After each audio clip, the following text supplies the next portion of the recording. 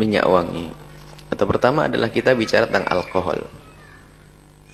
Termasuk najis yang 7 dalam mazhab kita Imam Asy-Syafi'i radhiyallahu taala anhu. Yang disebut najis adalah semua najis. Yang kelima adalah semua cairan yang memabukkan. Di dalam masalah cairan memabukkan di sini termasuk adalah alkohol. Alkohol dikatakan itu adalah saripati khamr, ruhul khamr. Khamr haram diminum sekaligus najis. Dan najisnya khamr itu kalau mengenai baju, maka baju menjadi tidak sah kalau digunakan untuk sholat. Dan jika digunakan untuk di tempat sajadah atau tempat sholat, maka menjadi sholat kita tidak sah. Kalau berkena badan pun menjadi tidak sah sholat kita.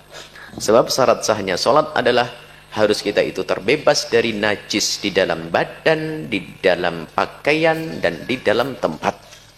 Nah, alkohol adalah ruhnya khamr. Ruhnya khamr. Berkenaan dengan, kalau sudah begitu, maka kalau alkohol yang biasa dikonsumsi untuk diminum itu, karena itu adalah ruhnya khamr, maka hukumnya najis. Menurut 4 madhab, tidak ada perbedaan dalam hal ini. Di dalam madhab Imam Abu Hanifah, kemudian madhabnya Imam Malik, madhab Imam Syafi'i, dan Imam Ahmad ibn Hanbal. Baik, ini dulu kaidahnya seperti ini. Kemudian, alkohol yang ada di dalam minyak, itu bagaimana hukumnya? Baik, sekarang pertanyaannya, apakah alkohol yang ada di dalam minyak wangi itu sama dengan jenis alkohol yang biasa dikonsumsi untuk minuman keras? Nah, ini perlu dijelaskan. Apakah alkohol yang ada di dalam, nah ini kita perlu kembalikan kepada istilah ilmiahnya. Alkohol yang biasa digunakan dalam minyak wangi itu ternyata itu bukan alkohol yang bisa diminum. Kalau ada orang minum alkohol itu langsung buta matanya. Karena itu sama sekali tidak bisa dikonsumsi untuk diminum. Jadi alkohol yang bisa diminum itu ada jenis yang lain. Nama apa? Nama kimianya kita lupa, ada nama kimia yang khusus. Jadi alkohol yang biasa digunakan di kosmetik, digunakan untuk minyak wangi, itu adalah bukan alkohol yang biasa digunakan untuk campuran minuman. Sebab alkohol yang biasa digunakan untuk minyak wangi itu sama sekali tidak bisa dikonsumsi.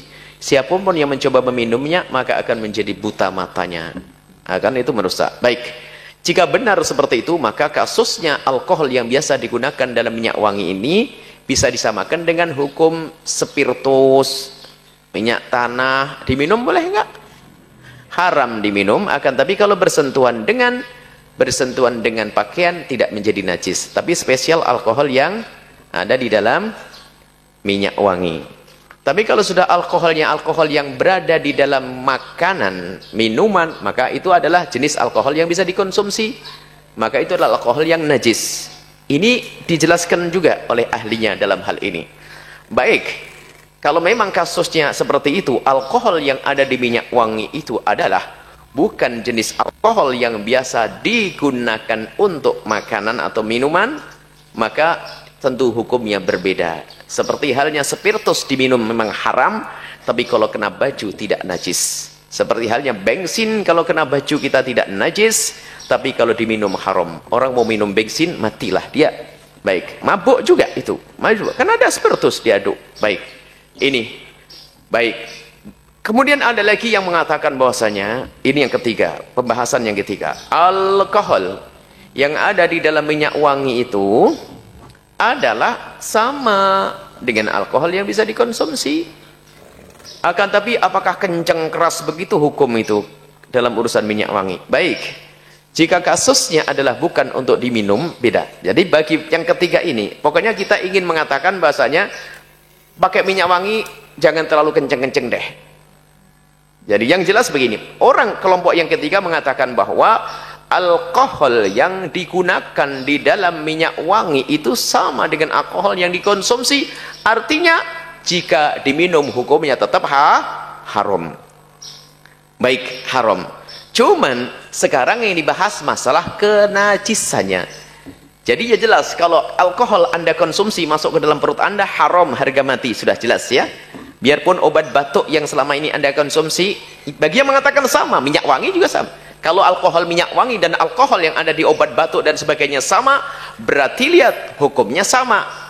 Dalam hal ini adalah yang disepakati bahwa urusan dikonsumsi mutlak, jangan. Biarpun 0,5% Anda tidak boleh mengkonsumsi obat batuk yang ada alkoholnya. Selesai. Tapi lihat, urusan mengenai baju dan sebagainya, apakah nggak ada celah? Wong tidak saya minum kok. Saya nggak minum minyak wangi kok. Minyak wangi hanya saya oles untuk wewangian. Tambahan yang ada di dalam minyak wangi ada alkoholnya. Apakah benar-benar nggak boleh? Maka dalam hal ini ulama mengatakan, 4 madhab mengatakan yang alkohol yang haram diminum tadi, maka pendapat kebanyakan ulama 4 madhab sama seperti dikatakan pendapat ke kelompok yang pertama tadi, kalau terkena baju tidak sah kalau itu kita pakai sholat. Cuman di situ ada celah, ada pendapat, asalkan jangan diminum, itu saja. Jangan sampai ditukar. Wow, berarti minum jadi nggak apa-apa. Oh, salah ini. Jadi diminum harga mati. Nggak ada perbedaan dalam hal ini.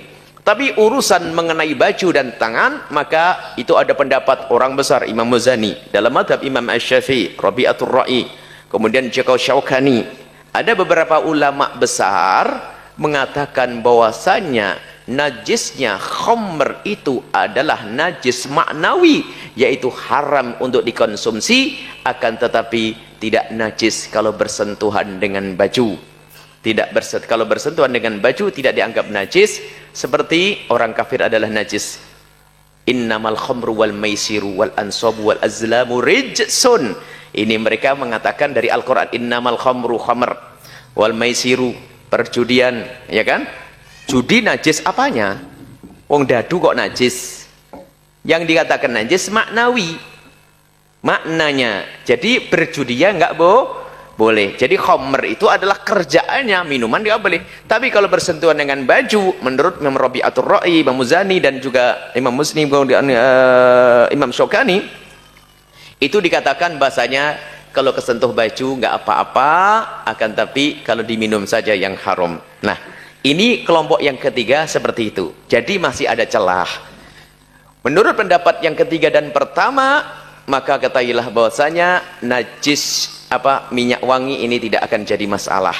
Pendapat yang kelompok yang pertama yang mengatakan bahwasanya alkohol yang digunakan untuk minyak wangi bukanlah alkohol yang digunakan untuk minuman.